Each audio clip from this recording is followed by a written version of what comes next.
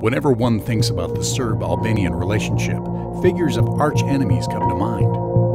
Two nations living for centuries next to each other, sharing ancient myths, local traditions, historical heroes, common states, and yet standing irreconcilably against each other, always eager to start another bloody conflict. Nothing is more present in the general knowledge about the Balkans than this, and nothing is further away from the truth.